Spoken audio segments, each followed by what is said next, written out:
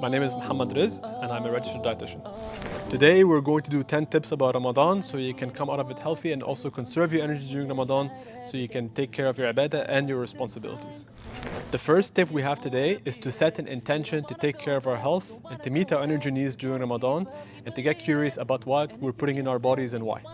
The second tip we have is to make sure we eliminate unnecessary toxins or stressors on the body. And so examples include processed foods, things, chemicals you don't understand, seed oils, too much sugar, too much fried foods, trans fats, etc. And stressors include certain habits that tax our body, such as too much screen time, too much playing video games, and too much doing things that are exhausting and give us nothing in return.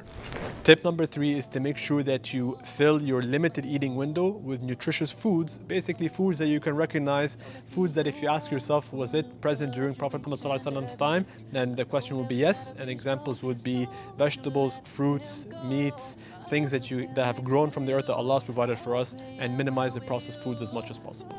Tip number 4 is to make sure that you have a high protein suhoor. High protein suhoor makes sure that you are satiated during the day without giving you that energy crash that most people have when they have a high carbohydrate suhoor or a high sugar suhoor. So a high protein suhoor includes things like eggs, beans, meat, fish, chicken, Greek yogurt, and protein shakes.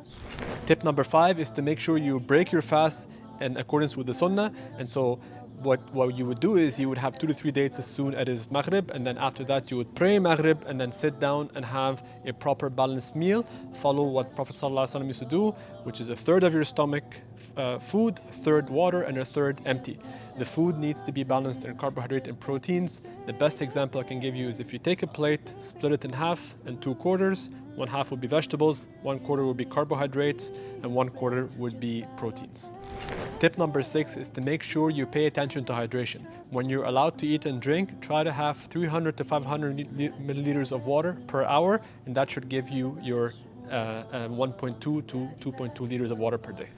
Tip number 7 is to avoid caffeine after iftar. Make sure if you need to have caffeine, have it for suhoor. And if you really need to have caffeine after iftar, then have it in the form of a green tea and as early as possible, because too much caffeine right before going to bed will affect your sleep and then you will wake up tired the next day. Tip number 8 is to include exercise during Ramadan. Make sure you schedule at least 3 times 15-minute sessions in the week to do some kind of activity to keep you healthy. And the best time is after iftar, between iftar and taraweeh.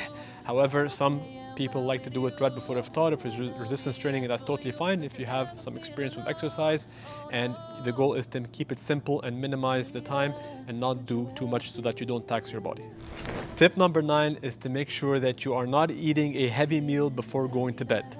So if you need to eat before you go to bed, then have a high protein meal or snack. However, try as much as possible to not have a high carbohydrate or high fat meal before going to bed, because it will most likely be turned into fat since your body will not need that energy before it goes to sleep. And finally, tip number 10 is to supplement vitamin D, seeing as the next few Ramadans is going to be in the winter where we don't get much sunlight, and so it's important to supplement vitamin D in Ramadan and outside of Ramadan as well. Also, if you are unable to have fruits and vegetables regularly throughout your day in Ramadan, then you could also benefit from supplementing a regular multivitamin, so you can meet your minerals and vitamins needs. You've been with Mohammed Rezk. Thank you for joining me and for listening to me. May Allah accept your fasts and accept your ibadah, inshallah. And I will see you in future videos, inshallah.